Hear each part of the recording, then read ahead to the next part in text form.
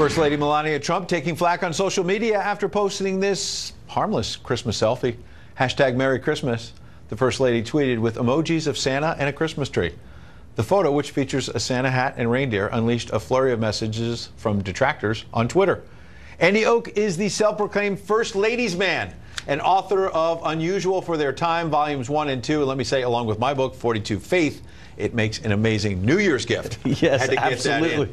Absolutely. What in the world is happening? I remember a couple weeks ago, the First Lady, as all First Ladies, Democrat or Republican, decorated the White House for Christmas. There were people on social media slamming her. Do they not have anything better to do? Well, unfortunately, Ed, this isn't a new thing to criticize a First Lady. I think back to the 7th administration, Andrew Jackson's wife, Rachel, was blasted in the papers for being a pipe-smoking hillbilly from Tennessee when he ran against John Them fighting Adams. words. Yes, back in the day, that was horrible, horrible things. You wouldn't want someone to say that about a loved one. Bill Sapphire called Hillary Clinton a congenital liar, and Bill Clinton wanted to punch him in the nose, as I recall. You can imagine there were duels back in the 1800s that would have taken care of that. But I think, in the modern world, we embrace social media and expect our First Ladies to do the same. Michelle Obama and Melania Trump are the first to have the opportunity to do that, and in that arena comes a lot of criticism. On that point, we have a tweet here.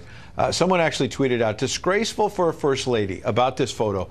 Christmas or not, you look like a model on a photo shoot for the front page of Hustler.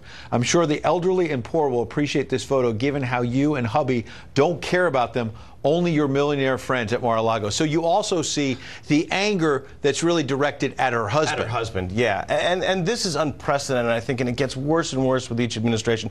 People are upset with their husband and they take it out, and they have this platform of social media where they can go uncensored and unregulated virtually and say whatever they want about what I would agree with you is a harmless, filtered Snapchat tweet type of thing that everyone's doing. And I would also note this, earlier this week, there was some chatter on social media about how the Andrew Jackson tree was going to be taken down by Melania Trump, and somehow this was her fault. The National Arboretum came out and said, well, the tree's been dying for years. She tried to save it. And I will say, credit to Chelsea Clinton.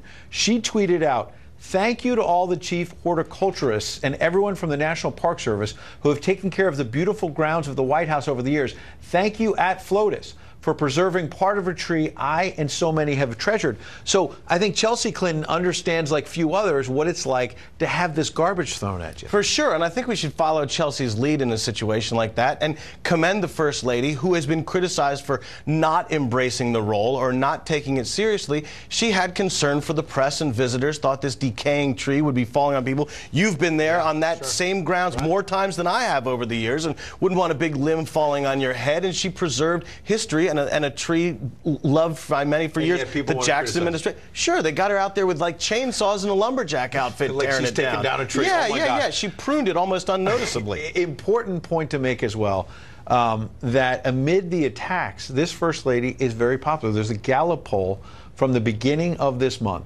54% have a favorable opinion of First Lady Melania Trump, 33% unfavorable, 3% never heard of her, 10% no opinion. I want to figure out the 3% who have never heard of the First Lady. Yeah, but this is something I remember covering George W. Bush in the depths of the Iraq War when he was struggling. Laura Bush was very popular. This happens. Well, it does, very much so. These are possibly and arguably the most powerful unelected and unpaid women in the world by virtue of who they are married to. And when they step out in these roles, we can take them more as human, and they take on more human roles and causes and philanthropic endeavors, and they poll higher, always. You study them all, and we hear so often, there's never been a president like this. True.